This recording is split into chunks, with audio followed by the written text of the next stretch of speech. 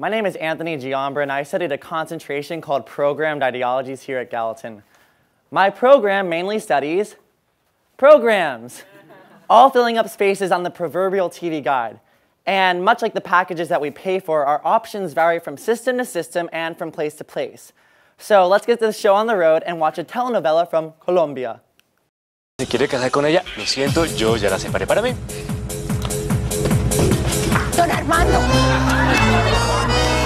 Don Armando. Estoy aquí. Don Armando. Estoy aquí. Don Armando. Did that seem familiar to any of you? If not, it's okay. Let's change the channel to something more seen in the States.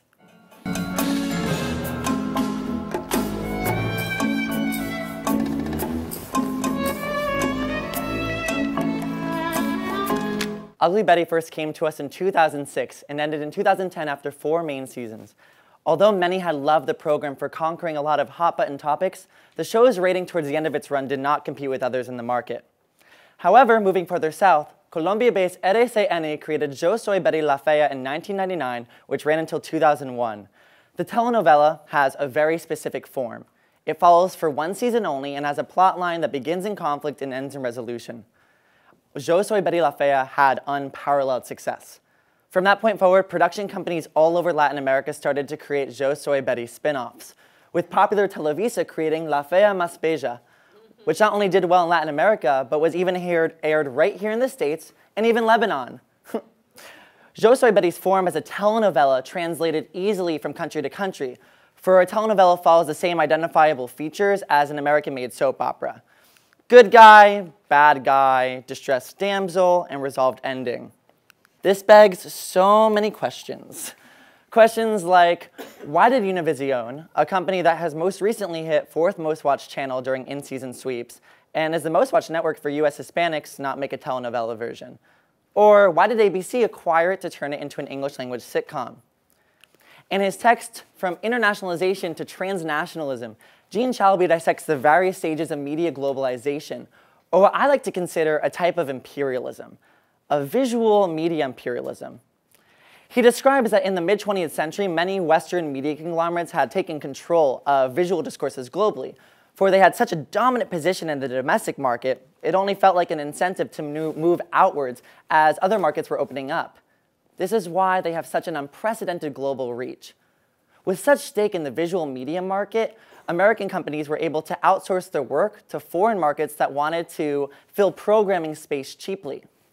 Colin Hoskins and Rolf Mears speak in their piece, Reasons for the U.S. Dominance of the International Trade in Television Programs of the Cultural Discount. They explain the discount to be a cheapening of a cultural product as it goes abroad and loses a regional attractiveness.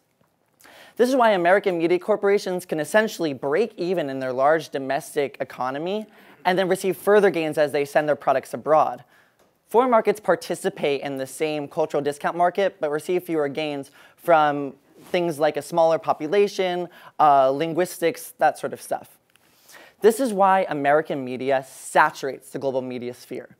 But, Chalabi continues, a lot of media has been moving transnationally as markets that were originally unseen have become localized and strong and have attracted a larger global population. We call these spheres localities. These localities prosper in cultural richness and have given us Latin American telenovelas and Japanese anime and Bollywood films. They can adapt their flavor or cultural richness depending to the market. A perfect example is Ugly Betty, but we can see it in so many more, like Japanese-made Iron Chef, which was adapted by Food Network for an American audience. So, Yo Soy Betty La Fea's form as a telenovela translated very easily, but we also have to account for this unpredictability in translation. Sometimes it works, and sometimes it does not. It's like if I were in my swelteringly hot homestay in Buenos Aires, and I was in a roasting room with my poor little host brother, Valentino, who's 5, and he had an unquenched thirst. And so I went to my host mother, Valentino es muy caliente. That'd probably turn her head. Considering a translation that made logical sense to me was just culturally misconstrued. To her, I just suggested that he was horny, and considering he's 5, probably hasn't hit puberty yet. This mix-up in media translation is somewhat similar. It's unpredictable and turns some heads.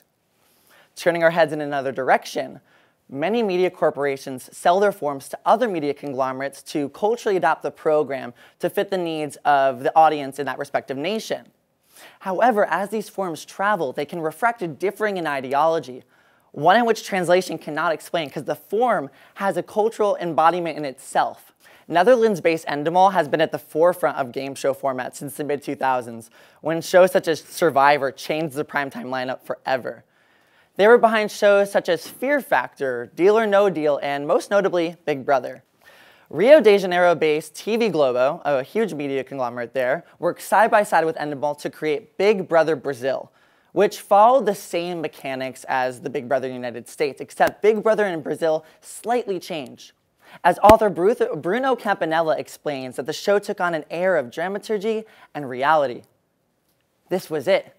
The real-life telenovela that didn't include someone from New Jersey. However, Endemol and TV Globo also worked on the business execution plan, and so they incorporated a 24/7 pay-per-subscription feed. Many people in the country paid for these subscriptions, and that's where the syndication slowed. Bloggers were outraged at the fact that there was a difference between the characters in the raw footage feed and the characters that they portrayed through the editing, much like people's questioning the legitimacy of MTV's The Real World. TV Global even redacted the prize from the show's winner because bloggers spotted an infraction of the rules that the winner had broken on the raw footage feed, which just goes to show that these forms can take on entirely new identities as they enter different realms.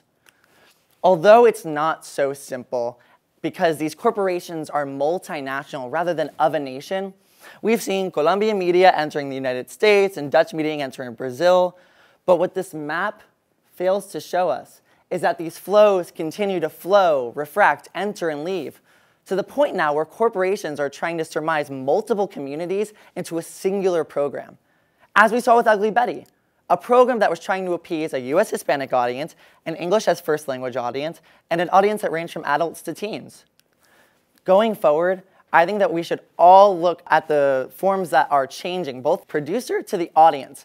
We should look at these global forms in televisions tomorrow.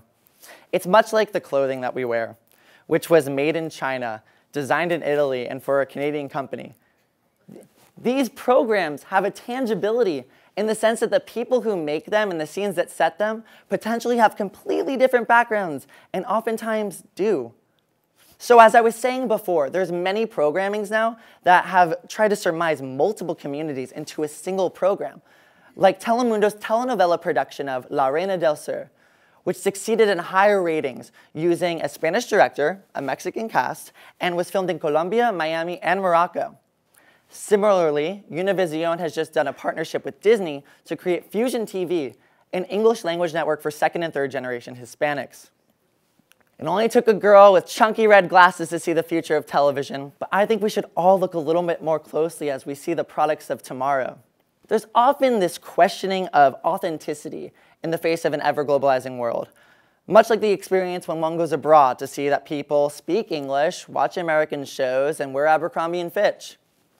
Now, while I can't comment on people's fashion taste for ripped jeans and fleece sweatshirts, I can say that this dissatisfaction feels like the translating of a book to a film, where between the writers, producers, and directors, some things stay and some things go. I believe that this translation decides what we learn, and more importantly, what we don't learn. I believe that in an ever-globalizing world, there's an importance to understanding shows of a nation, and they're only a Google search away. As these nations start to gain more prominence in the media spectrum, we'll see more and more how flawed our US-centric perspective is on visual flow, and how barring it is for further global growth and understanding. In this period of learning and adaptation, the more we look past the realms of our screen, the more we'll see our options in this quickly connecting world, right from the foot of our couch. Thank you.